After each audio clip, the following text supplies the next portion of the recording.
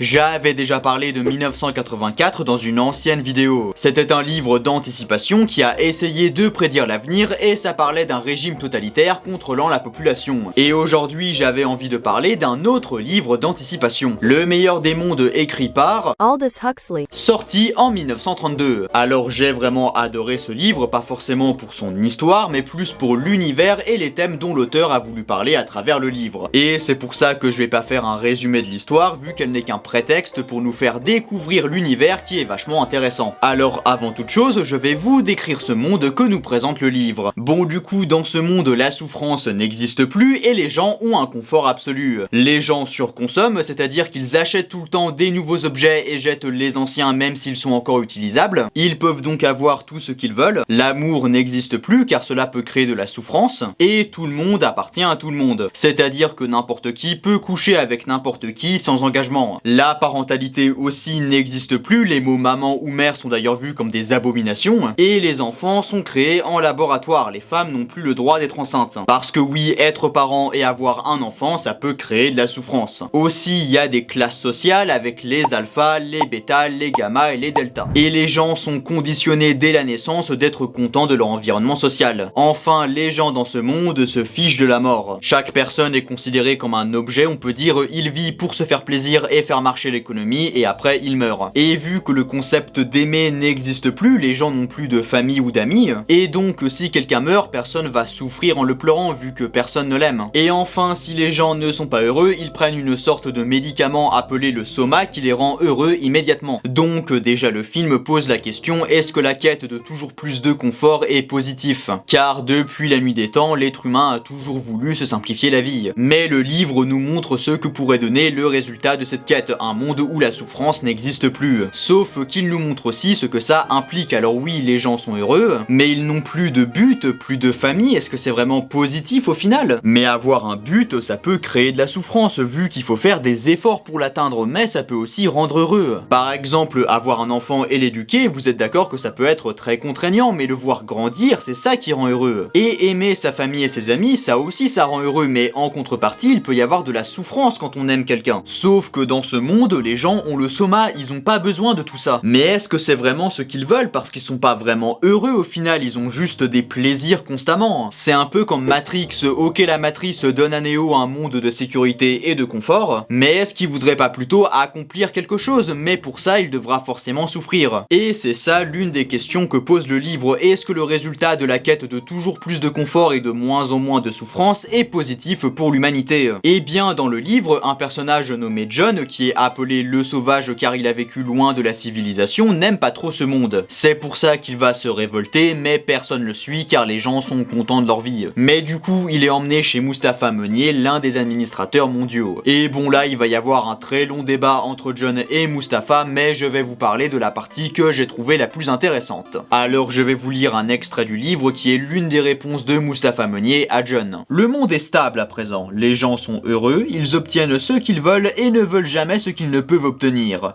Ils sont à l'aise, ils sont en sécurité, ils ne sont jamais malades, ils n'ont pas peur de la mort, ils sont dans une sereine ignorance de la passion et de la vieillesse.